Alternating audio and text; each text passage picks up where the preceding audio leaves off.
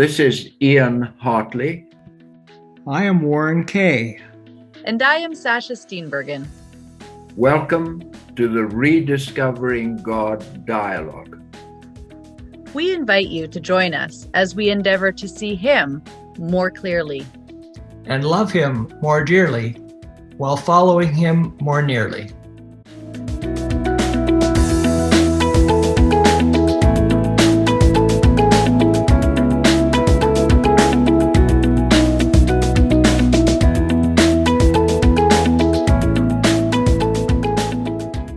Welcome to those of you that are joining us today on this journey to rediscover the God that Jesus knew. And today we talk about a topic that's kind of a white elephant in the room. Ian, why don't you introduce that to us? So we're going to talk about genocide in the next podcast. Today we're going to talk about a specific form of genocide. So we need to just define genocide and geocide. Okay, so genocide, according to AI, there must be proven intent on the part of the perpetrators to physically destroy a national, ethnical, racial, or religious group. Okay? And genocide is attributed to God in at least three instances: the flood, the apocalyptic end of the planet by fire, and the destruction of the tribes in Canaan to provide land for the Israelites. So now we can take two of those, namely the flood and the apocalypse, or the end of the world, and reclassify them as geocide. Geocide is a parallel form of genocide, and it's a crime against the earth. It's not just a crime against a group of people on the planet, but against the whole earth. Hence the term geocide. So in the next podcast or two, we're going to look at the two geocides that the Bible refers to, namely the flood and the end of the world. It's interesting that with all the concern about God and genocide, that people don't talk about these two experiences. Right. Yes, and they actually have broader implications than genocide. Yes. So we're going to use geocide for the flood and the apocalypse. The traditional agent of violence for both these examples is God. So this poses a real problem with the teachings, life, death, and resurrection of Jesus Christ. And we're going to amplify that claim later. First, we want to summarize the two geocides. We notice that the causation for both of these catastrophes is supernatural. While human beings are victims, they are not involved in causing either of them according to traditional reading of the scriptures. Okay, so let's look at the flood first, and a quick review in Genesis 6:11-13. Now God saw that the earth had become corrupt and was filled with violence. God observed all this corruption in the world, for everyone on earth was corrupt. So God said to Noah, I have decided to destroy all living creatures, for they have filled the earth with violence. Yes, I will wipe them all out along with the earth. Okay, notice this is a dialogue between God and Noah. Right. Yeah. Okay. Also notice that violence and corruption or wickedness are synonyms for the problem. And, evil and violence are Siamese twins. You can't have one without the other. Yeah. You don't have gentle, wicked people. Which is illustrated in the experience of Cain and Abel right off from the beginning. Yes. Quickly became violent. Yeah. Yeah. So in this dialogue that we've read, God is insistent that he is going to commit geocide. He's going to destroy every living creature. And 2,000 years later, Matthew accepts the reality of a literal worldwide flood and emphasizes its unexpectedness. So we're reading Matthew 24:37 to 39. As it was in the days of Noah, so it will be at the coming of the Son of Man. For in the days before the flood, people were eating and drinking and marrying and giving in marriage, up to the day Noah entered the ark. And they knew nothing about what would happen until the flood came and took them all away. That is how it will be at the coming of the Son of Man. So the emphasis that Matthew's making here is that life was just going along as normal, and then suddenly the flood happened. Yeah. And he says that this, Jesus is saying, that's how it will be at the apocalypse, the second coming. Perhaps we should separate those two. The second coming does not destroy the whole earth, Right. but the apocalypse does. Mm-hmm. Okay, so Peter also confirms the literal worldwide flood and projects a similar geocide at the end of the world. 2 Peter 2 verse 5. And God did not spare the ancient world, except for Noah and the 7 others in his family. Noah warned the world of God's righteous judgment. So God protected Noah when he destroyed the world of ungodly people with a vast flood. So notice that God is indicted as the one who destroys everybody with Peter. And there's another reference by Peter in the next chapter, 2 Peter 3, 5 to 7. They deliberately forgot that God made the heavens long ago by the word of his command, and he brought forth the earth from the water and surrounded it with water. Then he used the water to destroy the ancient world with a mighty flood. And by the same word, the present heavens and earth have been stored up for fire. They are being kept for the day of judgment when ungodly people will be destroyed. Mm-hmm. So Genesis 6 implies that the people who lived before the flood were wicked, so wicked and violent that God decided to wipe them all out. This supernatural event is seen as punitive and preservative. Punitive because they were punished with death, and preservative because the earth was given a new start. This means that the love, joy, peace, patience, kindness, goodness, faithfulness, gentleness, and self-control that constitutes the character of God in humans was well nigh extinguished before the flood. If the wicked were not destroyed, they would have destroyed any righteous people. So wickedness would have triumphed over righteousness. So this is really important to think about. Because does righteousness only survive because of violence? Or does righteousness survive because it has greater power than unrighteousness or wickedness? You see the problem we're up against here. So, according to the traditional view, as described in Scripture, God needed to use violence to buy more time for righteousness to succeed. Yeah. Hmm. A similar line of thinking is found in the destruction of the Tower of Babel and the confusion of languages by God. God seems to have been threatened again by this development after the flood. So he has to come down and stop human beings in their efforts at what they are trying to do, which is to consolidate and live in one place instead of populating the whole earth, and secondly, to build a tower high enough to escape any flood that came again. But at least in that situation, he doesn't use violence.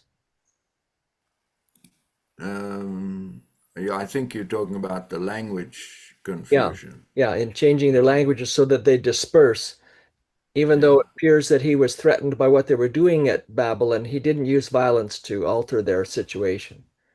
except maybe for the tower. Oh, yeah, I don't know what happened to the tower. Yeah. Okay, so God through Noah provided an ark to save those who are willing to be saved. So, by the way, ark means an instrument of safety. Mm. So you have Noah's ark and you have the ark in the tabernacle or the temple. And that's the place where God's law and other bits of memorabilia are preserved safely, and where God's presence was enshrined in safety. Yeah. Now, I'm just going to say that that's the first glimmer of hope here that I'm hearing. I'm taking myself back about 5 years ago. And I feel like if we had just read those verses that you were, illustrating the conversation that God had with Noah, it seems to point out very clearly that God is saying these things, that his intention is very strongly minded to follow this through. And I do know that 5 years ago, my boots would be quaking, and I would say, "Wait a second, Ian, where's the nonviolent God that you're talking about here?" Okay, fair comment. hmm Um, So I you're hope there's still, hope coming. yeah, you're still young, so just be patient. Good, good.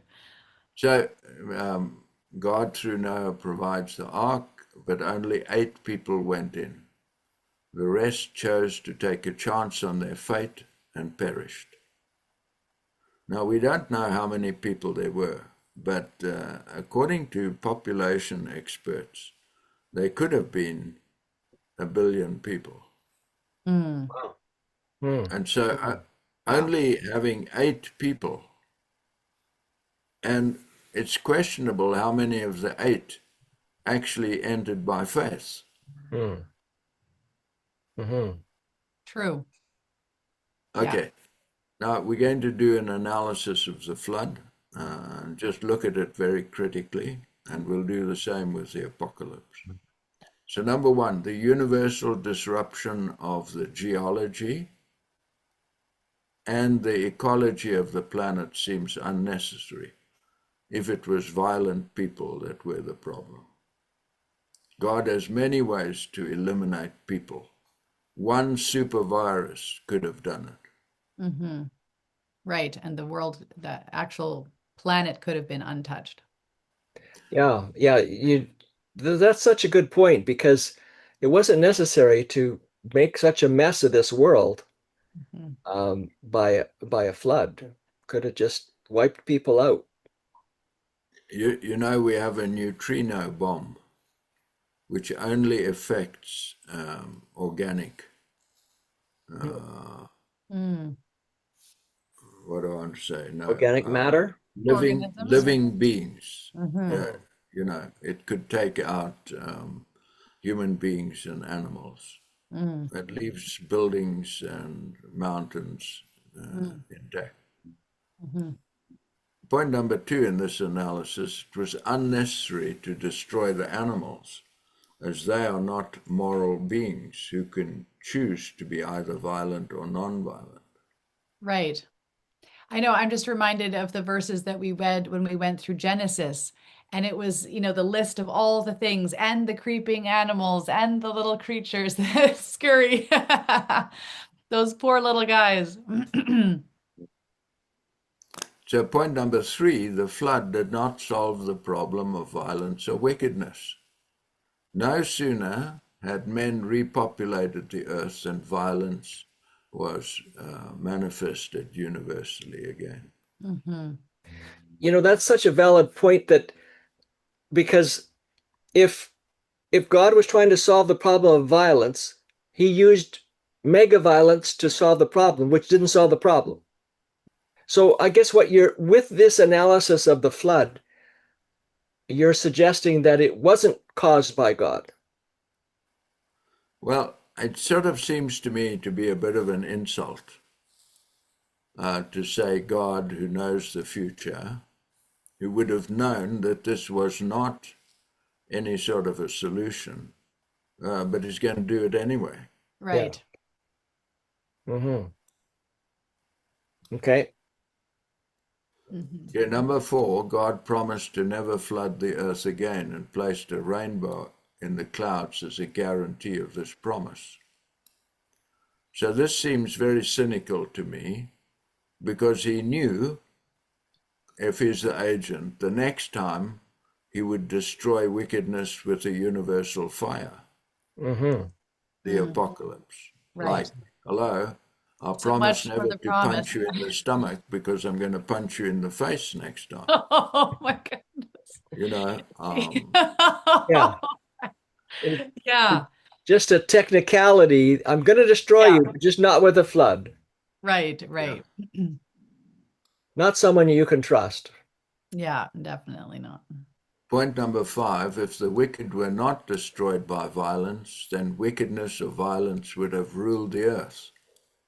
This would demonstrate that love is maintained by violence or wickedness, which is a contradiction because they are polar opposites. Yeah. So what we've done is we've looked at the flood a bit philosophically and morally, and it does not seem to be a very good solution. Yeah. Mm-hmm. Well, and I'm also reminded that we are being told the story from Moses, who wrote these stories down, and is looking in the rearview mirror to all of these things that happened. And as we know, had the view of God as an uber pharaoh. And so obviously it would be this all powerful God, deity, who was able to, cause destruction at will, because other gods also did that, according to Yes. what he had seen and known. Yeah. So the Old Testament writers were apparently ignorant of the existence of the devil as a supernatural evil being. This information is only clearly available after the teaching of Jesus.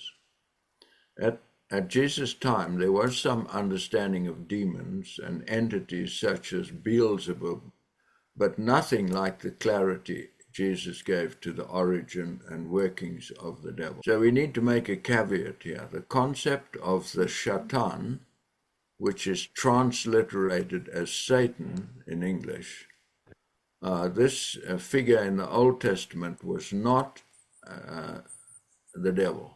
We equate Satan and the devil correctly so, because of Revelation 12:9, and we need to read that. Revelation 12, verse 9.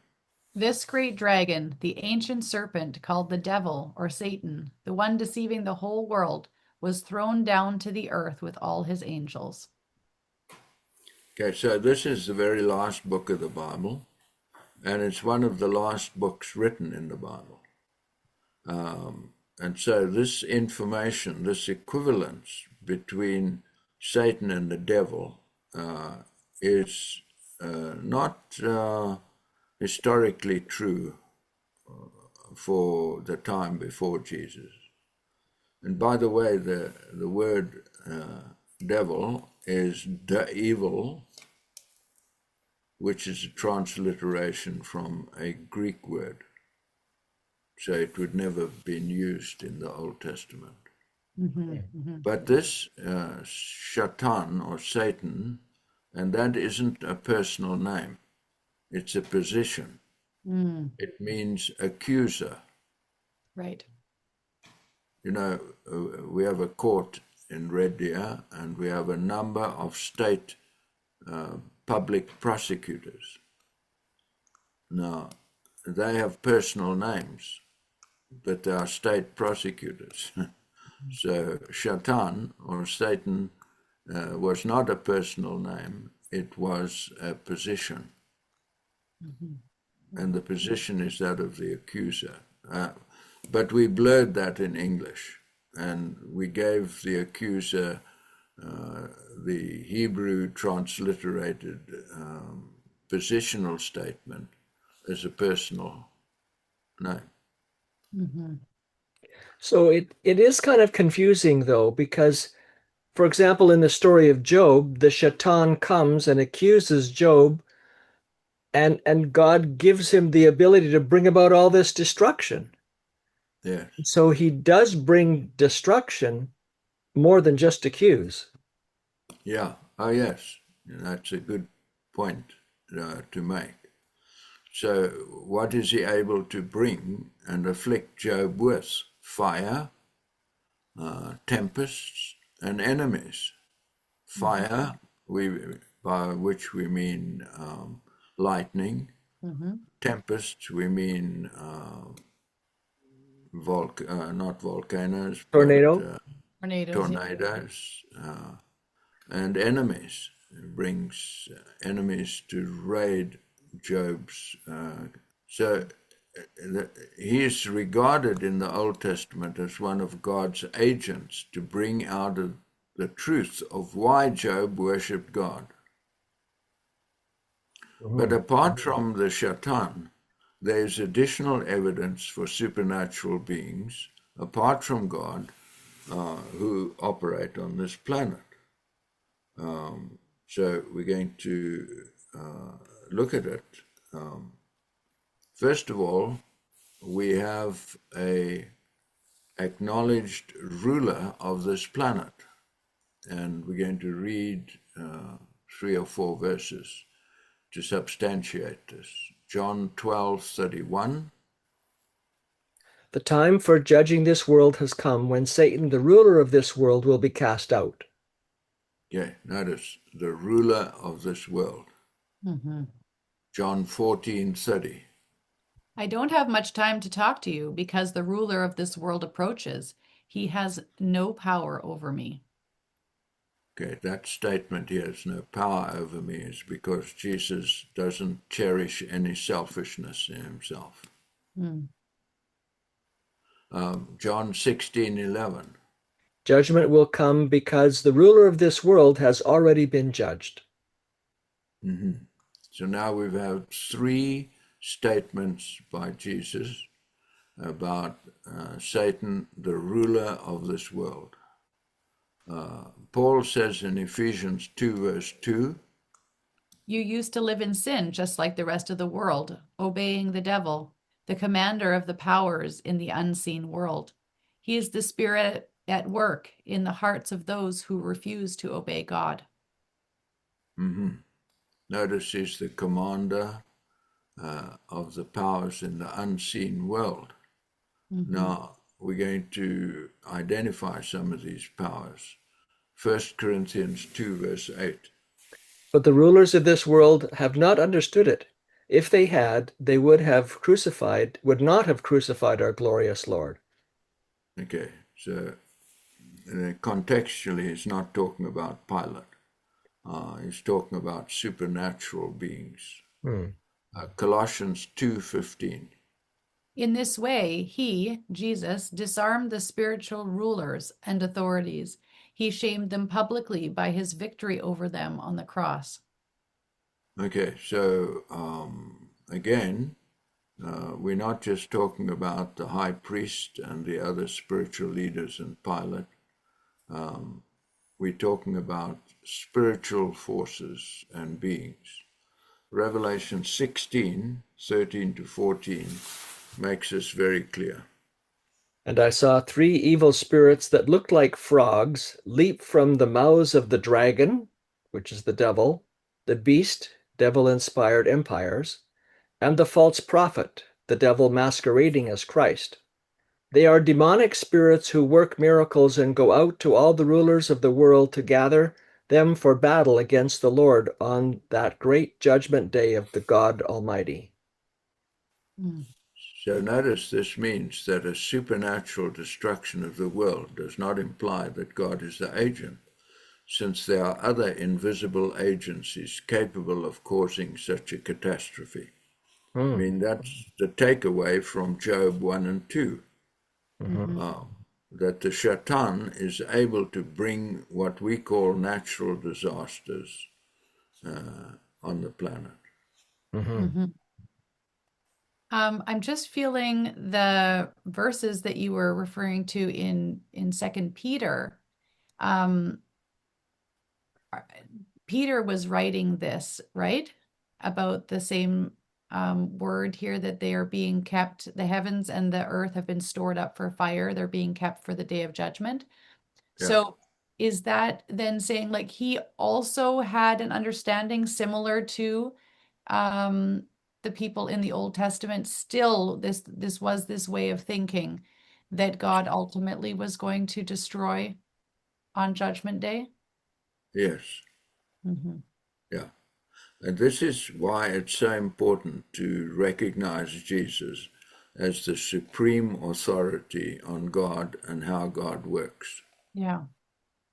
I know, because I sometimes get a little bit confused where I think, it's the New Testament, the people there, I'd imagine that they'd caught up to everything that Jesus had taught now and seen, okay, God is actually here for life and life abundant, and that there would be that delineation between Satan being the destruction causer, but that's still heavily influenced, I can see.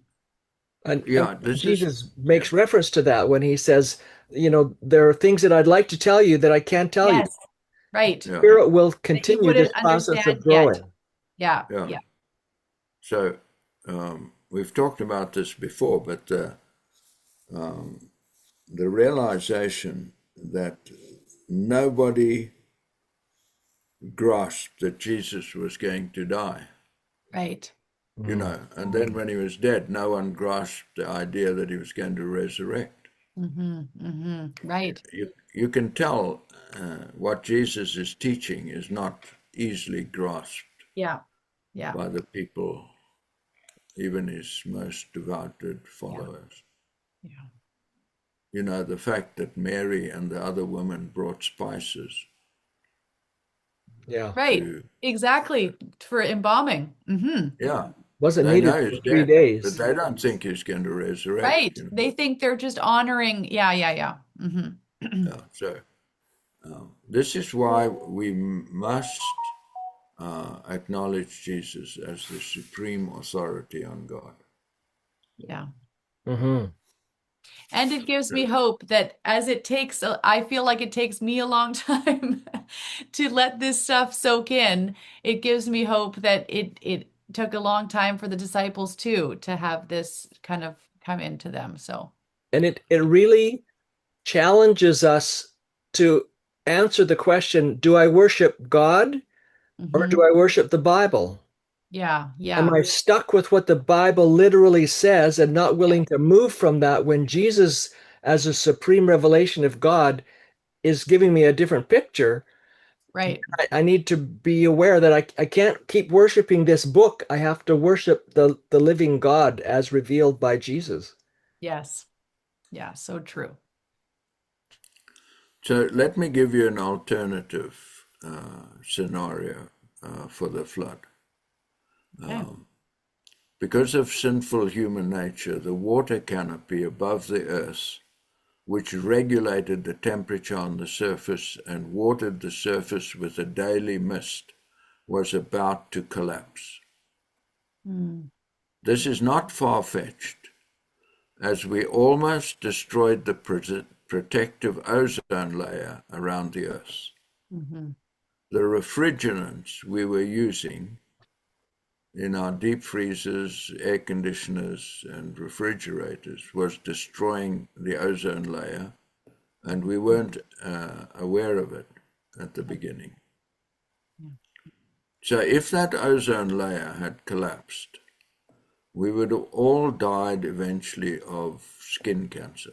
God warned Noah about the impending catastrophe and saved all who were willing. Mhm. The rainbow was then a promise that a universal flood would not, perhaps could not, occur again. Mm. Yeah, I And like a that. reminder, I like that distinction because if the water has now collapsed, it can happen again. It can't bring about yeah, another flood. yeah. So, and then the rainbow is a reminder of God's salvation at the time of a worldwide catastrophe. Mm-hmm. Well, and I love that thought. The other thing is that it could, in my mind, be another one of those things that there was this beautiful natural phenomenon, and then humans made meaning of it and decided that it must mean something that they're attributing it to God, which I love the idea that God is saying that this is a promise I am making with you. Um, but to keep it more neutral for myself, it also helps to say, even after all this destruction, beautiful things are there to remind us that, the world is still full of beauty. And of course, we are thankful for the goodness of God who says, I will be with you always, even to the end of the age. So, thank you. God warned Noah about this impending catastrophe, and Noah built the ark. Now, here's what seems to happen in my reading of these stories is God says to Noah, there's going to be a universal flood. Build an ark. He has the plans for it. God does not specify the causation. Yeah. All he does is make the prediction. Mm-hmm. And now it's left to the writer or the storyteller to give the causation. Mm-hmm. The To me, writer of Genesis, yeah. that's really helpful to distinguish between the two because it just has never made sense to me that God is going to destroy the world, so he sends an ark to save people from himself. It just makes more sense that he gives people freedom to do whatever they choose. That's what they've done. And he realizes, oh, wow, this thing's going to collapse. I need to save my people from what they've brought upon themselves. And it just seems more consistent with the kind of God that Jesus revealed. Yeah. Yeah, Especially since the ark was big and could house many people if they had chosen to come in. yeah, they could have left some of the animals out. They could have built another ark. There's all sorts of possibilities. Mm-hmm. So the writer of Genesis, Moses, is writing at least 1,000 years later, and maybe more. That's a long time. Is either repeating the oral tradition of why there was a flood, or he supplied the causation. We don't know. Mm-hmm. But human beings, one of their characteristic is they always want to explain why. Yeah.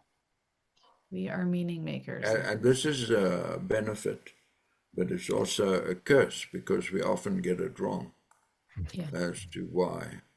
Mm-hmm. If you think of the explanation of the causation of diseases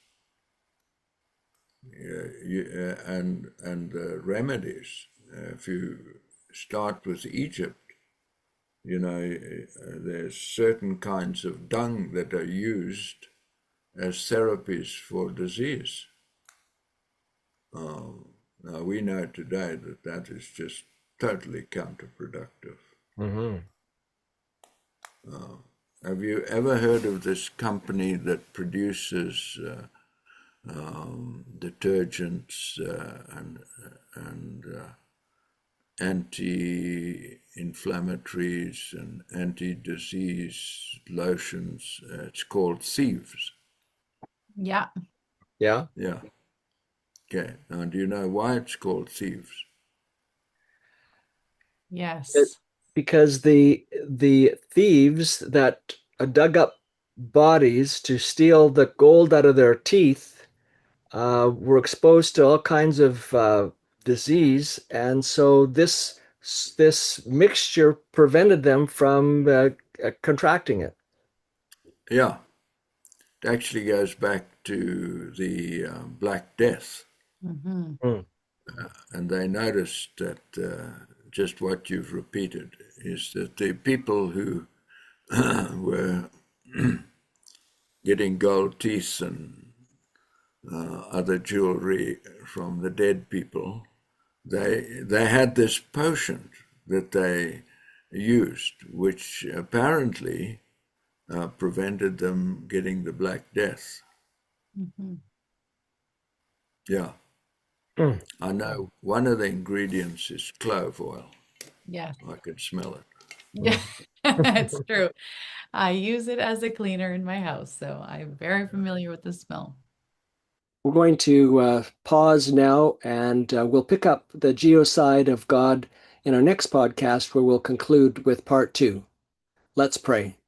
Father in heaven, we are so grateful that Jesus came to this earth to explain and help us understand your character. And it gives us a way to be able to understand some of these stories that are very confusing in the Old Testament. And so we thank you for that gift. Continue to be with us on this journey to understand who you really are. Amen.